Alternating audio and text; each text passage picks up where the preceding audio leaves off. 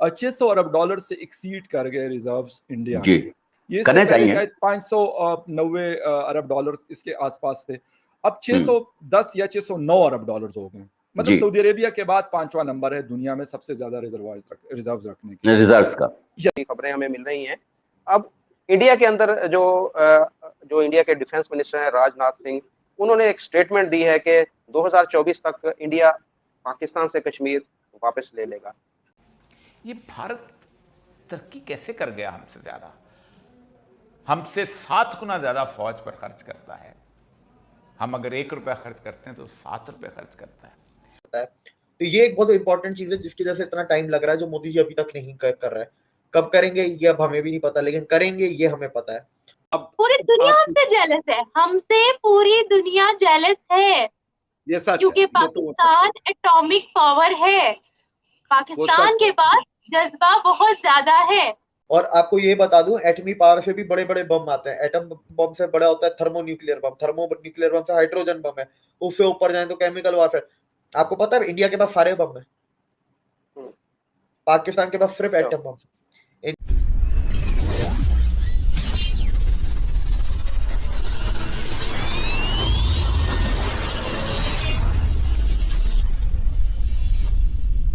Hello दोस्तों, welcome to my YouTube channel Apna Hindustan.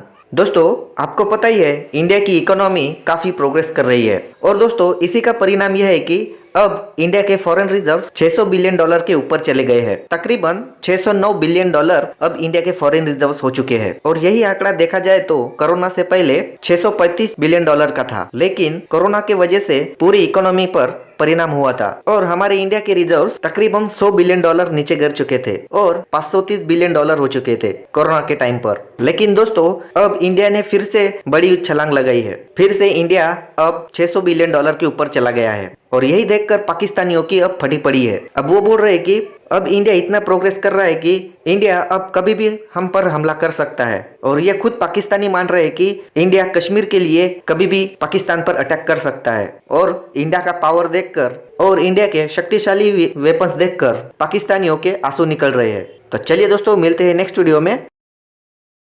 सबसे पहले हम आते हैं कश्मीर की जानब, की जो पाकिस्तान के पास इस वक्त कश्मीर है, उसके ऊपर बहुत ज़्यादा पाकिस्तान में भी बातें उठ रही हैं। पाकिस्तान के जो पास कश्मीर है, वहाँ के जो लोग रहने वाले हैं वो भी पाकिस्तान से इतने खुश नहीं हैं। वहाँ पर एहतजाज भी हो रहे हैं, कुछ जो इस तरह की खबरें हमें मिल रही हैं। अब इंडिया के अंदर जो इंडिया के डिफेंस मिनिस्टर हैं राजनाथ सिंह, उन्होंने एक स्टेटमेंट दी है कि 2024 तक इंडिया पाकिस्तान से कश्मीर वापस ले लेगा। इस आप स्टेटमेंट को कैसे देखते हैं कि आया ये पॉसिबल है कि इंडिया इस तरह वापस ले सकता है?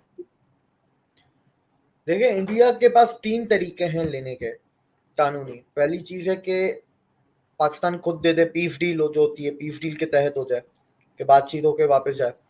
दूसरा है कि इंडिया हमला करके ले। तीसरा है कि इंडिया अपनी जो पावर है, डिप्लोमेटिक स्ट्रेंथ है, उसको यूज करके यूएन के पीस कीपर्स को बोले कि यूएन की जो आर्मी या मिलिट्री पीस कीपर्स जो होते हैं वो आके पूरे कश्मीर में डिप्लॉय हो जाए, और उसके बाद वो फिर वैसी बात है घूम फिर के वो इंडिया के पास जाएगा। तो ये 3 तरीके हैं। देखिए, इंडिया ने इतना टाइम, पहली बात तो ये राजनाथ सिंह का जो स्टेटमेंट तो नहीं था, लेकिन वो एक इंडिया के यूनियन मिनिस्टर है, मेरे ख्याल से पाटिल नाम है, उनका स्टेटमेंट ये था कि 24 से पहले अगर कोई ले सकता है तो वो पीएम मोदी है। ठीक है, ये काबिलियत उनके पास है। अच्छा, अब इसके अंदर हम जाते हैं कि इंडिया ने इतना टाइम क्यों लगाया। क्या वो केपेबल नहीं है? क्या वो डरता है कैजुअलिटी से या कोलेट्रल डैमेज से? तो सब मेन पॉइंट में इधर ये है कि अगर मुझे किस एरिया को कैप्चर करना है तो मेरी पहली कोशिश ये होगी कि उस एरिया के लोग मुझे पसंद करें, नहीं तो कैप्चर करके भी मेरे लिए अजाब हो जाएगा। तो जब तक के पीओके के लोग खुद नहीं बोलते या आजाद कश्मीर के लोग खुद नहीं बोलते कि यार हमें ले जाओ, हमें जुड़ना है, तब तक इंडिया, अगर फॉर एग्जाम्पल इंडिया के कब्जे में भी है तो इंडिया क्या कर लेगा? मसले मसाइल है ना इंडिया के लिए। लेकिन अगर वो वही लोग इंडिया को सपोर्ट करते हैं तो इंडिया उसको कैप्चर करके या जो भी है अपने अंदर मिला के असिमिलेट करके उसको बहुत जल्दी ग्रोथ भी दे सकता है, बहुत जल्दी पॉलिसीज, इलेक्शन को 50 चीजें और भी कर सकता है। तो ये एक बहुत इंपॉर्टेंट चीज है जिसकी वजह से इतना टाइम लग रहा है, जो मोदी जी अभी तक नहीं कर रहा है। कब करेंगे ये अब हमें भी नहीं पता, लेकिन करेंगे ये हमें पता है। तो सर अब देखें, मिलिटरीली तो ले सकता है इंडिया आज की तारीख में, क्योंकि मिलिट्री का भी कंपैरिजन इंडिया पाकिस्तान का नहीं रहा। बात ये है कि लोगों का क्या करेंगे, लोगों का सपोर्ट आपको चाहिए होता है। पाकिस्तान आर्मी की तरफ से कोई इस तरह की कार्रवाई नहीं, जवाबन कार्रवाई नहीं होगी फिर? सर होगी, बिल्कुल होगी, लेकिन क्या उसे इंडिया टैकल कर सकता है? बहुत इजीली टैकल कर सकता है। आज की अगर बात करें तो जब वो 4 जंगें जीत सकता है, जिसमें से एक जंग में पाकिस्तान के पास एडवांस वेपन्स थे, ठीक है, पाकिस्तान के पास इंडिया से ज्यादा एडवांस एयरक्राफ्ट थे, तब इंडिया जीत गया। तो आज तो कोई कंपैरिजन बैठता ही नहीं, क्योंकि फायर पावर इंडेक्स के हिसाब से जाए आजकल तो देखें इंटरनेशनल सिपरी के सारा ही डेटा हमारे सामने है, किसकी कितनी ताकत है, किसकी कितनी नहीं है। हर मुल्क आप बैठ के एक दूसरे से कंपैरिजन कर सकते हैं। बात ताकत की नहीं है, तो इंडिया ताकत के बल पे लेना चाहे शायद 2 दिन लगेंगे। मसला ये लोगों का क्या करेंगे। तो सर ये बहुत सारी चीजें होती हैं, पहलू होते हैं जो उसके साथ साथ दोनों मुल्क जो है एटमी पावर है, ये भी चीज आप सर ये बातें ही हैं। एटमी पावर अब चल नहीं सकता दुनिया में। एटमी पावर जो मिसाइल हैं जो बन चुके हैं ना, वो बस पड़े सड़ जाएंगे, जंग लग जाएंगे। अब एटमी पावर को सिर्फ बिजली बनाने के लिए इस्तेमाल किया जा रहा है पूरी दुनिया में, सीधी सी बात है। और आपको ये बता दूं, एटमी पावर से भी बड़े बड़े बम आते हैं। एटम बम से बड़ा होता है थर्मोन्यूक्लियर बम से हाइड्रोजन बम है, उससे ऊपर जाए तो केमिकल वारफेयर। आपको पता है इंडिया के पास सारे बम है, पाकिस्तान के पास सिर्फ एटम बम। इंडिया के पास न्यूक्लियर बम भी है, थर्मोन्यूक्लियर भी है, हाइड्रोजन भी है, उनके पास बायोकेमिकल भी है। तो ये बहुत बड़ा फर्क है। दूसरा क्या है कि इंडिया न्यूक्लियर ट्राइड है। मैं एक इंडियन आर्मी की पॉडकास्ट देख रहा था, मार्कोस थे वो Marcos is like world's elite commandos, वो उनको यूएस मरीन के बराबर ही समझा जाता है, ठीक है। तो वो कह रहे थे कि देखो जो न्यूक्लियर ट्राइड होती है ना, आप उनको कभी तबाह नहीं कर सकते। वो बात तो मुझे समझ में आती है, लेकिन आप पाकिस्तान के न्यूक्लियर थ्रेट को कैसे न्यूट्रलाइज करोगे। तो उसने पूरा समझाया।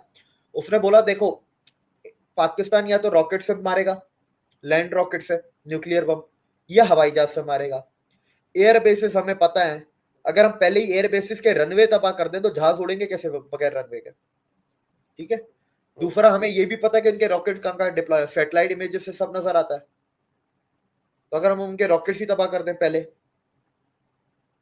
जो एक बिजनेस में टर्म होती है ना, first mover shaker advantage, first mover advantage, तो इंडिया अगर फर्स्ट मूवर एडवांटेज यूज करता तो पाकिस्तान के तो न्यूक्लियर बम ही खत्म हो जाएंगे। लेकिन वो एक मैं बहुत आगे निकल गया, ये कहने की बात है, अब ऐसा कुछ भी नहीं होना दुनिया में, कोई नहीं चलाने वाला, सब बैठ के भाई यही दिखाते रहते हैं मेरे पास इतने बम है, मेरे पास इतने। अब ये फिर बिजली बनने के लिए इस्तेमाल होता है, क्योंकि दुनिया चेंज हो गई है, पहली चीज। दूसरी चीज, अब उससे भी ज्यादा ताकतवर बम है, उससे भी ज्यादा से ज्यादा आप हाइड्रोजन बम ले लें। हाइड्रोजन ईएमपी है, ईएमपी का सर, अच्छा इंडिया, ये चीज मैं बताना भूल गया आपको, ये भी ऐड करता चले, एक नई चीज जो मैंने सीखी कि इंडिया के पास ईएमपी है। EMP is electromagnetic pulse weapon.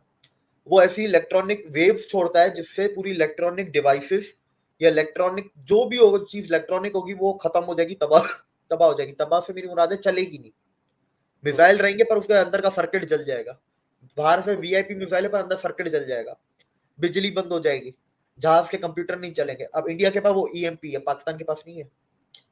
और इंडिया के इस ईएमपी के ऊपर अमेरिका के नेशनल सिक्योरिटी कमेटी ने रिपोर्ट जारी की है, पेंटागन ने, कि इंडिया का जो दुर्गा 2 वेपन है, दुर्गा 2 मैं लोगों को बता दूं, Kali is laser weapon and Durga 2 is EMP, electromagnetic pulse weapon. वो फॉर एग्जांपल वो चला देते हैं, हमारे तो सारे रॉकेट में से वो सर्किट ही जल गए ना, उड़ेंगे कैसे। इंडिया के पास ईएमपी भी है, लेजर वेपन भी है, दोनों है। पाकिस्तान के पास वो दोनों भी नहीं है। चलिए ये नौबत ही ना आए यहाँ पर। मैं तो यही कहूंगा कि जंग किसी मसले का हल नहीं होता, टेबल के ऊपर बैठ के ये सारे मसले हल होने चाहिए।